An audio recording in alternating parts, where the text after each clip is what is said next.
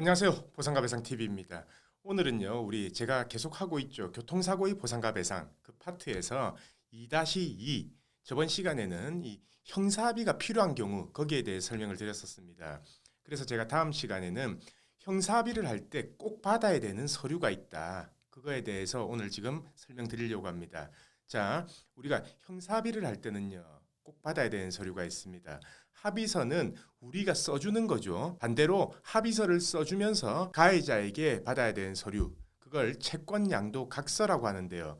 그러면은 이 채권양도각서를 왜 받아야 되는지 그거에 대해서 제가 설명드리겠습니다. 자, 우리가 교통사고가 나면요, 가해자는요, 보험회사에, 자동차 보험회사에 보험료를 낸 대가로 가해자의 법률상 손해배상 책임 모두를 보험회사가 대신 지고 있습니다. 그래서 보험회사가 합의도 대행을 하는 거죠. 자, 근데요, 만약에 가해자가 피해자한테 바로 돈을 지급했다. 그리고 그 지급한 금액이 적당한 금액이다 라고 한다면요, 보험회사는 가해자가 지불한 금액을 다시 돌려줘야 됩니다. 더 쉽게 말하면은 피해자가 발생했다.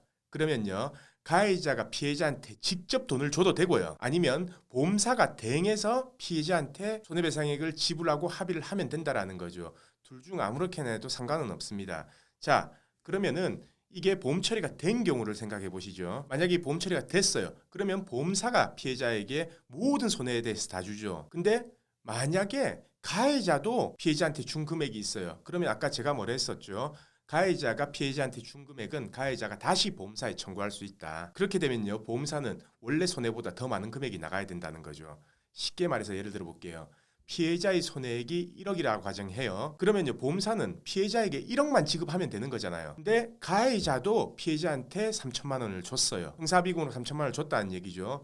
그러면은 가해자는 원칙적으로 보험사에 그 3천만 원 준 거를 청구를 할 수 있다고요. 그러면은 보험사는 가해자한테 그 3천만 원을 내줘야 됩니다. 그러면 어떻게 되겠어요? 보험사는 1억만 지출하면 되는데 3천만 원이 추가적으로 지출이 됐죠. 그러면은 이 3천만 원을 다시 피해자한테 받아오거나 아니면 추후에 합의금에서 우리가 지급해야 될 손해는 1억인데 당신이 3천만 원을 받았기 때문에 우리는 나중에 가해자가 청구 들어오면 3천만 원을 줘야 된다. 그래서 미리 3천만 원을 빼고 7천만 원만 주겠다. 이렇게 된다라는 겁니다. 이거는요, 약관에도 표기가 되어 있고요. 그래서 형사합의금을 받으면 이 공제가 된다라는 게 그 말인 거예요. 근데 이거를 형사합의금을 예를 들어서 3천만 원을 받으면서 공제가 안 되게 하려면 어떻게 해야 되겠습니까?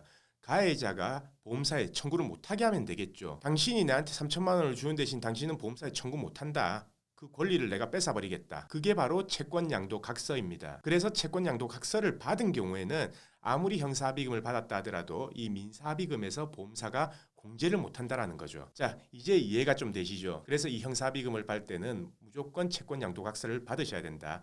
채권양도각서는요, 저희 보상가 배상 홈페이지에 보면 나와 있습니다. 서식 자료에 양식 있고 그걸 기재해서 가해자한테 인감 도장하고 인감 증명서를 첨부해서 이렇게 작성을 하시면 됩니다. 자, 그래서 오늘은 이 채권양도각서 이거를 형사합의할 때 왜 받아야 되냐, 그 부분에 대해서 제가 알려드렸고요. 다음번에도 좋은 주제를 가지고 오겠습니다. 오늘 영상 끝까지 봐주신 구독자분들 감사드립니다. 그리고요,